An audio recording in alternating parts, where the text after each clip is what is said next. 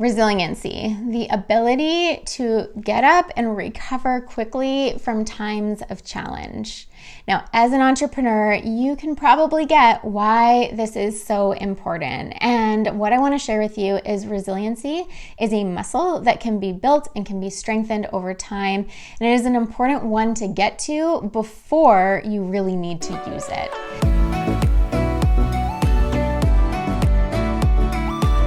So if you haven't been here before, welcome. My name is Kristin Constable, and I am a business and leadership coach to values-driven entrepreneurs who want to activate their inner leader so that they can create big wins in both their business and their life. And in that vein, today's topic is super important to any of the work that I do, because without it, really it's like you don't have insurance. So you can have the most successful business, you can be the happiest person, you can, be thriving, but if you don't have this muscle built of resiliency, it's like a glass house. It could come down at any time. Now, if you have been following along, you'll notice that in the last month, I haven't had any videos on my channel. And that's because I've been in and I've had to really flex these muscles of resiliency in my life because these challenging times have been here. And the reality is we are all going to have challenging times in our life. If we don't, we're not really playing a big enough game. We could play it super safe and we would never get hurt, or we would never have these times where we really had to flex this muscle, but that's not where the growth is. And if you're here, I doubt you're the kind of person who really wants to live in that space anyways. So today we're not going to talk about how to play it safe or how to never have times where you have failures. Instead, what we're going to talk about is how, when those times come upon us, how we can be set up to take them on in a way that has us feeling grounded, is still in our bodies, in our places, and being able to show up as the most powerful version of ourselves. So if you're ready for that, type "I'm in" the comments below, and we're gonna get rolling with one practice that has become a foundation for me, especially during this time of challenge, and that I think you're really gonna love. Okay, so what is this practice? It is called the practice of neutrality. And neutrality does not mean turning all stoic and not feeling, or actually becoming apathetic and not giving a shit. In fact, it is quite opposite. It's around really becoming masterful of our own emotionality and being able to navigate and be the driver and creator of our own internal seas, as opposed to our external environment dictating that.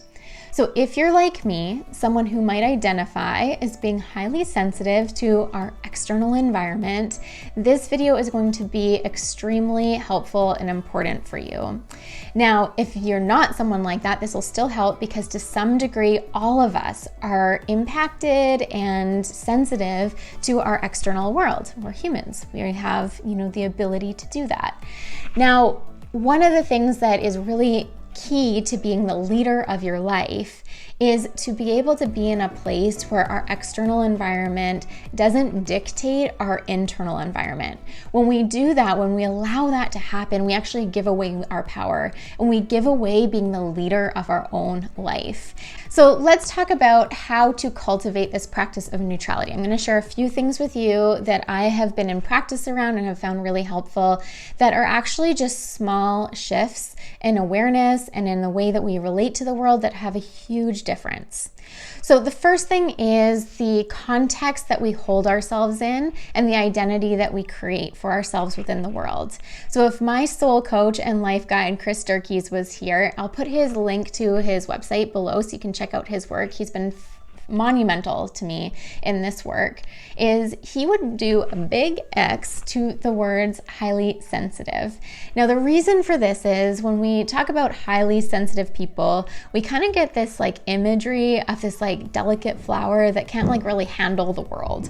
And the reality is that it's not about being highly sensitive. It's about having a highly attuned antenna. You can think about it like a weather gauge, to to what's going on in our external environment.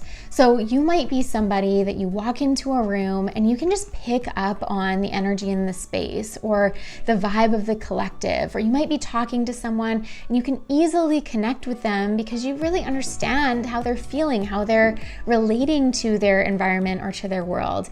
Now, this is such a gift, and it is one of the reasons that probably makes you great at what you do, but it can also be your Achilles heel if you let it now dictate how you feel. So for example, you walk into a room that might have an energy or a vibe of being like tense or angry, and that actually creates a feeling within you that you're tense or you're angry or you're uncomfortable. So what would it look like to actually be able to be in that space and instead of react to it, respond to it so you could impact the environment? So that's the second thing I want to share with you. The first one is how you relate to the identity of being highly sensitive and instead work with something that's a bit more empowering. So maybe it's highly attuned, that works for me. And then the second piece is how do you now respond versus react to that external environment?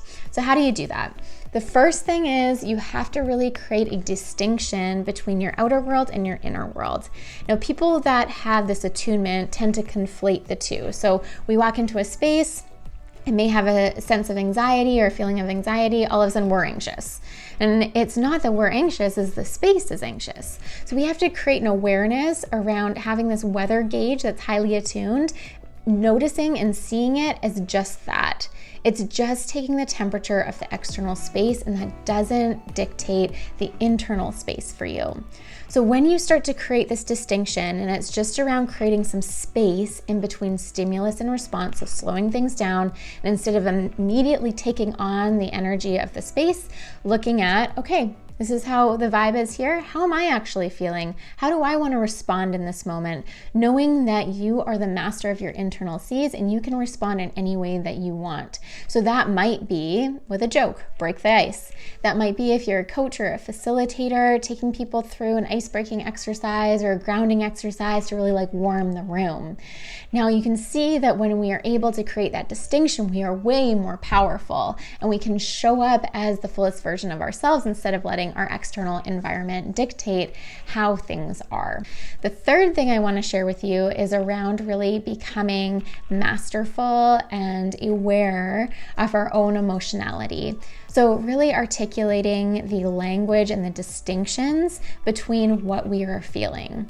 So there are so many different emotions that we feel on a daily basis, but for most of us, we kind of put language around just a few of them: happy, sad, joyful, tired, some of the basic things. And we put distinctions around what are good emotions versus bad emotions. What I want to invite you to do over the next little while is just to be with all of your emotions and really create finite and distinct distinctions between all of your emotions with language. So there is a great chart that I'm going to link in the notes below that gives you words to describe all of the emotions that we likely feel in a given day. So you can start to pull apart what they are, and you can start to relate to them just as they are, as opposed to this is a good emotion and a bad emotion. And the metaphor that I like to use to support me with really embodying that rather than just thinking about it consciously is around one of an ocean, and that these emotions are just waves on an ocean. They come, they peak, and then they go. Just because we're feeling grief in one moment doesn't mean that that is a cloud that's going to hang over us forever. We can be in it, we can ride the wave, and we can wait for the next wave to come along. So to support you in cultivating these emotions and these emotions that are core desired feelings for you, I'm going to share with you a guided meditation that I use pretty much on a weekly basis to support me in tapping into some of the core desired feelings, those core wave emotions that I actually want to create more of in my life. So I hope that was helpful for you. And what I would love is if you could take a moment to share this video out to anyone that you think would benefit from it, and comment below in the comments around which one of the practices resonates the most for you and you're going to try on first. So thanks so much for being here, and we'll see you next week.